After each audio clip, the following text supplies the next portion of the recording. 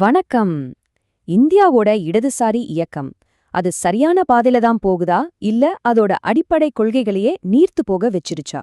இன்னைக்கு நாம கம்யூனிஸ்ட் இயக்கம் மேல வைக்கப்பட்ட ஒரு கடுமையான விமர்சன பார்வைய ஆழமா அலச போறோம். இந்த விமர்சனத்தோட மொத்த சாரமும் இந்த ஒரு வரியில இருக்கு. ஆளும் வர்க்கத்திடம் விலை போய் உழைக்கும் மக்களுக்கு துரோகம் இழைக்கிறார்கள்னு சொல்லப்படுது. இது ஏதோ சும்மா சொல்ற குற்றச்சாட்டு இல்லைங்க. இது கொள்கை ரீதியா செய்யப்படுற ஒரு காட்டி கொடுப்பு அப்படின்னு இந்த ஆதாரம் சொல்லுது. வாங்க இதோட அர்த்தம் என்னன்னு விரிவாக பார்க்கலாம்.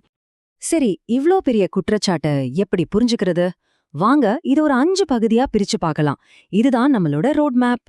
முதல்ல இந்திய இடதுசாரி கட்சிகள் மேல வைக்கப்படுற முக்கியமான குற்றச்சாட்டு என்னன்னு பாப்போம். அதுதான் தேர்தல் சந்தர்ப்பவாதம்.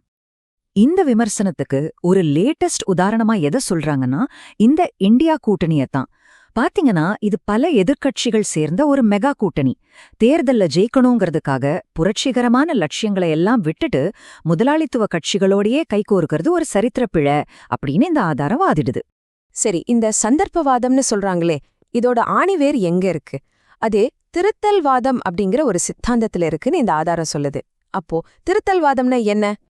ஆமாங்க, நாம இப்ப பேசிட்டு இருக்கிற இந்த முழு விவாதத்தோட மையமே இந்த கேள்விதான். திருத்தல்வாதம் அப்படின்னா என்ன?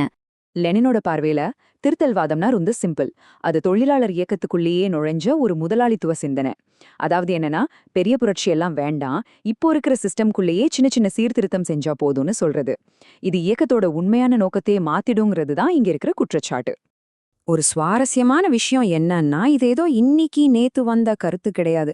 20ஆம் நூற்றாண்டு ஆரம்பத்திலேயே கவுட்ஸ்கி புரட்சிக்கு பதிலா சீர்திருத்தத்தை முன்னாடி வச்சதுல ஆரம்பிச்சு குருஷேவ், மாவோ காலம் வரைக்கும் இந்த சித்தாந்த போராட்டம் தொடர்ந்துட்டே இருந்திருக்கு. ஒவ்வொரு காலகட்டத்திலையும் மார்க்சியத்தோட அடிப்படைகளை இப்படி திருத்துறதுக்கு முயற்சிகள் நடந்திருக்குன்னு இந்த ஆதாரம் காட்டுது. சரி, உலகம் பூரா பேசப்படுற இந்த சித்தாந்தம் இந்தியாவில எப்படி வேலை செய்யுது? வாங்க தியரியிலிருந்து பிராக்டிக்கலா பாப்போம். இதோட முக்கியமான விளைவு என்ன தெரியுமா? ஆயுதமேந்தி போராடுற புரட்சி பாதையை விட்டுட்டு பார்லமெண்ட் தேர்தல் வழியா மாற்றத்தை கொண்டு வரலான்னு நம்ப ஆரம்பிச்சதுதான். இந்த ஆதாரத்தோட பார்வையில இது போராட்டத்தோட வீரியத்தை குறைக்கிற ஒரு பெரிய சமரசம். இதோட அடுத்த கட்டதான் மண்ணுக்கேற்ற மார்க்சியம்ங்கிற கான்செப்ட். அதாவது இந்தியாவோட சூழலுக்கு ஏத்த மாதிரி மார்க்சியத்தை மாத்திக்கிறது. ஆனா இந்த ஆதாரம் என்ன சொல்லுதுன்னா, இப்படி அடிப்படை கொள்கைகளை வளைக்கிறது தேர்தல்ல ஜெயிக்கிறதுக்காக செய்யப்படுற ஒரு சந்தர்ப்பவாதமே தவிர வேற எதுவும் இல்லைன்னு கடுமையா விமர்சிக்குது. இப்ப நாம ஒரு ரொம்ப முக்கியமான அதே சமயம் கொஞ்சம் சிக்கலான ஒரு விஷயத்துக்கு வரும். இந்த மூல ஆதாரம் சொல்றபடி சாதி போராட்டத்துக்கும் வர்க்க போராட்டத்துக்கும் என்ன தொடர்பு? இந்த டேபிள் அந்த வித்தியாசத்தை அப்படியே படம் பிடிச்சு காட்டுது பாருங்க. ஒரு காலத்துல கம்யூனிஸ்டுகள் நேரடியா களத்துல இறங்கி உரிமைகளுக்காக போராடினாங்க. ஆனா இன்னைக்கு ஆதிக்க சக்திகளோட மனசு மாறுறதுக்காக காத்திருக்கிற நிலைமை இருக்குன்னு இந்த ஆதாரம் சுட்டி காட்டுது. இந்த மேற்கோள பாருங்க, அந்த வித்தியாசத்தை 2 தலைவர்கள் மூலமா எவ்ளோ அழகா சொல்லுது. ஒன்னு மக்களோட அடிப்படை உரிமைக்கான களப்போராட்டம், இன்னொன்னு அதிகாரத்தை நோக்கி அரசியல். போராட்ட குணத்திலிருந்து அதிகார அரசியலுக்கு இயக்கம் மாறிடுச்சுன்னு இந்த வரிகள் சொல்ல வருது.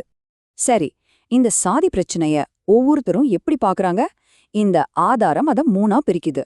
1 ஆளும் வர்க்கம், அவங்க சாதிய வச்சு நம்மள பிரிச்சு ஆள்றாங்க. 2வது குட்டி முதலாளித்துவம், அவங்க ரிசர்வேஷன் மாதிரி விஷயங்கள் மூலமா சாதிய மேம்படுத்த பாக்குறாங்களே தவிர ஒழிக்கணும்னு நினைக்கிறதில்ல. ஆனா 3ஆவதா இருக்கிற பாட்டாளி வர்க்கம் மட்டும்தான் சாதி அமைப்ப அடியோட அழிக்கணும்னு நினைக்குதுன்னு இந்த ஆதாரம் சொல்லுது. சரிப்பா, இவ்ளோ நேரம் விமர்சனம் பண்ணியாச்சு. அப்போ இதுக்கு தீர்வு தான் என்ன? இந்த ஆதாரம் என்ன மாற்று வழியை முன்வைக்குதுன்னு பார்க்கலாம். ஆக இந்த ஆதாரம் முன்வைக்கிற மாற்று பாதை ரொம்ப தெளிவா இருக்கு. ஸ்டெப் 1, இந்த தேர்தல் சந்தர்ப்பவாதத்தையும் திருத்தல்வாதத்தையும் முழுசா நிராகரிக்கணும். ஸ்டெப் 2, உழைக்கும் மக்களை மறுபடியும் வர்க்க அடிப்படையில ஒன்னு சேர்க்கணும். ஸ்டெப் 3, ஒரு மக்கள் ஜனநாயக புரட்சியை நோக்கி நகரணும்.